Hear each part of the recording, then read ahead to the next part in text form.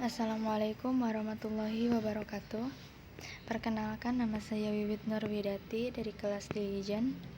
Saya akan menjelaskan tentang PPh 21, mata kuliah pengantar perpajakan. Pengertian pajak penghasilan pasal 21 berdasarkan Peraturan Direktur Jenderal Pajak Nomor Per Strip 32/PJ/2015. PPh 21 adalah pajak atas penghasilan berupa gaji, upah, honorarium, tunjangan, dan pembayaran lain dengan nama dan dalam bentuk apapun sehubung dengan pekerjaan atau jabatan, jasa, dan kegiatan yang dilakukan oleh orang pribadi, subjek pajak dalam negeri. Dasar hukum, penghitungan, dan pemotongan PPh ini merujuk pada yang pertama, Undang-Undang Nomor 36 Tahun 2008 tentang Pajak Penghasilan. Yang kedua, Peraturan Direktur Jenderal Pajak Nomor Per Strip 16/PJ/2016. Yang ketiga, Peraturan Menteri Keuangan Nomor 101/PMK 010/2016 dan 102/PMK.010/2016. Dan yang keempat, peraturan atau undang-undang lainnya yang memuat tentang pajak penghasilan.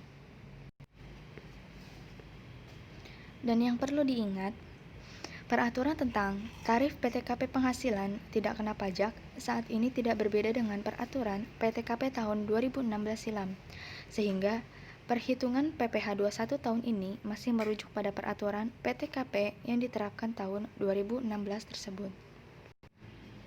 Yang isinya PMK nomor 101/PMK.010/2016. Yang pertama, Rp54 juta untuk diri wajib pajak orang pribadi. Yang kedua, Rp4.500.000 tambahan untuk wajib pajak yang berstatus kawin. Yang ketiga, Rp54 juta untuk istri yang berpenghasilan digabung dengan penghasilan suami. Dan yang terakhir, Rp4.500.000 tambahan untuk setiap anggota keluarga, sedarah, dan paling banyak 3 orang untuk setiap anggota keluarga. Lalu, siapa saja peserta yang menjadi wajib pajak dalam pasal 21? Menurut Peraturan Direktorat Jenderal Pajak Nomor Per Strip 32/PJ/2015 Pasal 3, peserta yang menjadi wajib pajak dalam PPh Pasal 21 adalah pegawai, konsultan, penerima uang pesangon, penyanyi, penasihat, notaris, tenaga ahli yang melakukan pekerjaan bebas, pelawak, arsitek, dokter, olahragawan, penulis, sutradara, aktuaris, peneliti, penerjemah, pengajar, dan semua profesi lain yang menambah harta seseorang. Komponen penghitungan pajak penghasilan PPh Pasal 21. Yang pertama, penghasilan bruto atau penghasilan kotor PPh Pasal 21 yang isinya ada penghasilan rutin dan penghasilan tidak rutin. Yang kedua, ada pengurangan penghasilan bruto di mana isinya pengurangan biaya jabatan 5% dari penghasilan bruto atau maksimal Rp500.000. Yang kedua, biaya pensiun sebesar 5% dan maksimal Rp250.000 jika peserta wajib pajak mengikuti biaya pensiun. Dan yang ketiga, ada iuran BPJS yang dibayarkan oleh karyawan. Dan yang terakhir, ada penghasilan tidak kena pajak seperti yang tertuang dalam PMK nomor 101/PMK.010/2016 yang tertera di atas. Lalu, tarif PPh pasal 21.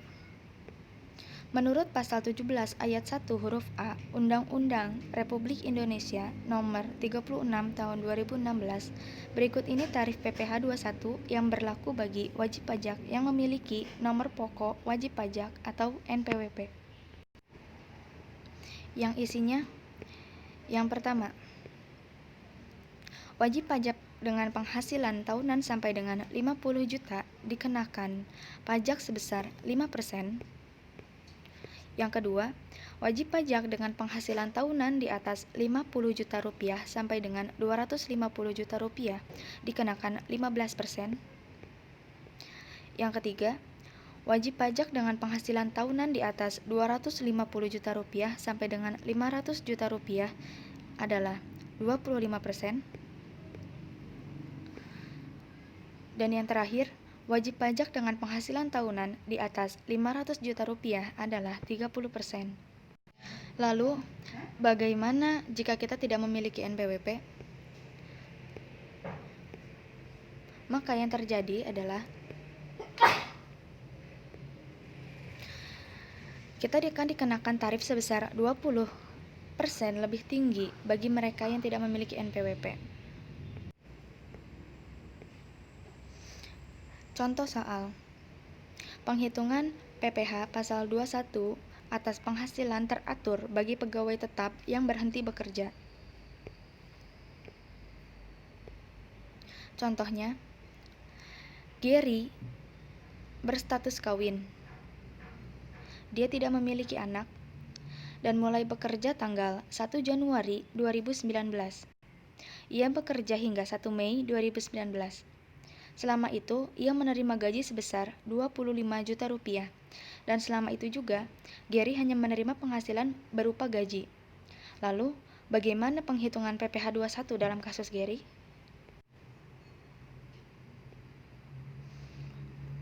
Cara menjawabnya, yang pertama, hitung seluruh penghasilan bruto atau penghasilan kotor Gary. Yang kedua, hitung jumlah penghasilan neto, yaitu penghasilan bruto dikurangi biaya jabatan, karena biaya jabatan ialah hukumnya wajib. Mulai dari staf hingga direktur semua akan dikenakan biaya jabatan, yakni sebesar 5% atau maksimal 500.000. Dan jika Gary mengikuti iuran biaya pensiun dan iuran BPJS, maka ikut dikurangi. Yang ketiga, hitung penghasilan neto setahun, yakni hasil pengurangan yang tadi dikalikan dengan 12 atau dikalikan dengan jumlah Gary bekerja. Yang keempat, hitung PKP berdasarkan pasal 17 ayat 1 huruf A Undang-Undang Pajak Penghasilan, yakni penghasilan neto setahun yang tadi dikurangi dengan PTKP, seperti yang tertuang dalam pasal 17 ayat 1 huruf A Undang-Undang PPh. Yang kelima, hitung PPh pasal 21 sebulan yang harus disetorkan. Apakah akan dikalikan dengan 5%, 15%, 25% ataupun 30%. Dan yang terakhir, bagi dengan jumlah bulan yang sebenarnya diterima oleh Gary. Karena Gary bekerja selama 4 bulan, maka ia akan dibagi 4 bulan. Cara menghitung. Pertama, gaji sebulan Gary adalah 25 juta. Lalu, karena dikurangi biaya jabatan, maka penghasilan Gary menjadi 24.500.000. Mengapa tidak dikurangi dengan 1.250.000 tapi malah dikurangi dengan 500? Itu merupakan ketentuan dari Peraturan Jenderal Pajak Nomor per strip 16 PJ 2016 yang menetapkan biaya jabatan maksimal atau setinggi-tingginya adalah 500.000 per bulan, sehingga yang dikurangi dengan penghasilan bruto Gary adalah 500.000, bukan 5% dari penghasilan bruto Gary. Setelah kita mengetahui penghasilan neto sebulan Gary, maka penghasilan yang tadi dikalikan dengan jumlah ia bekerja, yakni 4 bulan. Maka 4 dikalikan dengan 24.500.000, hasilnya adalah 98 juta. Lalu, agar lebih mudah kita menghitung keseluruhan gaji Gary, maka penghasilan neto setahun yang didapatkan Gary kita genapkan atau kita kalikan dengan 12 tahun, dengan 12 bulan. Yakni menghasilkan 298.800.000.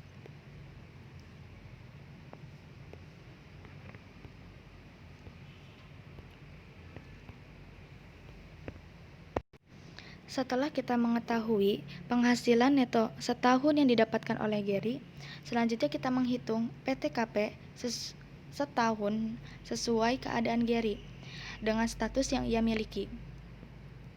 Karena ia berstatus menikah, maka ia hanya dikurangi dengan wajib pajak sendiri dan dengan status menikah. Yang pertama, wajib pajak sendiri, maka dikenakan sebesar 54 juta rupiah, dan karena ia berstatus menikah, maka dikenakan pajak sebesar 4.500.000 rupiah. Setelah itu kita jumlah semuanya yang menghasilkan 58.500.000 rupiah, yang merupakan total PTKP setahun Gary. Setelah kita mengetahui total PTKP setahun Gary, maka penghasilan kena pajak setahun Gary adalah penghasilan neto yang disetahunkan dikurangi dengan total PTKP setahun Gary, yakni 298.800.000 rupiah dikurangi dengan 58.500.000 rupiah, maka hasilnya 240.300.000 rupiah. Lalu, berapa PPh yang terhutang? Karena penghasilan Gary adalah 240.300.000 rupiah, maka menurut PPh 21 adalah sebagai berikut. Yang pertama, kita kurangi 240.300.000 rupiah menjadi 50 juta, maka itu langsung dikalikan dengan 5%, yakni 2.500.000 rupiah. Lalu, hasil pengurangan tadi dikalikan dengan 15%, yang menghasilkan 28.545.000 rupiah. Yang jika ditotal, maka PTKP setahun Gary adalah sebesar 31.045.000 rupiah. Maka PPh 21 Gary di tahun 2019 adalah 4/12 dikali 31.045.000 rupiah adalah sebesar 10.348.333 rupiah. Maka mengapa dikalikan 4? Karena Gary bekerja selama 4 bulan. Lalu, jika dihitung per bulan, maka Gary membayarkan per bulan ialah sebesar 2.587.083 rupiah. Jadi, Gary harus membayarkan pajak sebesar 2.587.084 rupiah per bulannya selama ia bekerja, yakni selama 4 bulan. Sehingga penghasilan bersih Gary per bulan adalah sebesar 25 juta rupiah dikurangi dengan 2.587.084 rupiah adalah sebesar 21.412.917 rupiah. Dan jika ditotal keseluruhan gaji Gary dikurang pajak yang harus dia bayarkan adalah, karena Gary bekerja selama 4 bulan, maka 100 juta rupiah dikurangi dengan 10.348.332 rupiah menghasilkan 89.651.668 rupiah. Itu untuk penghasilan Gary selama 4 bulan. Baik, Cukup sekian dari saya, kurang lebihnya saya mohon maaf. Thank you very much for your attention. Wassalamualaikum warahmatullahi wabarakatuh.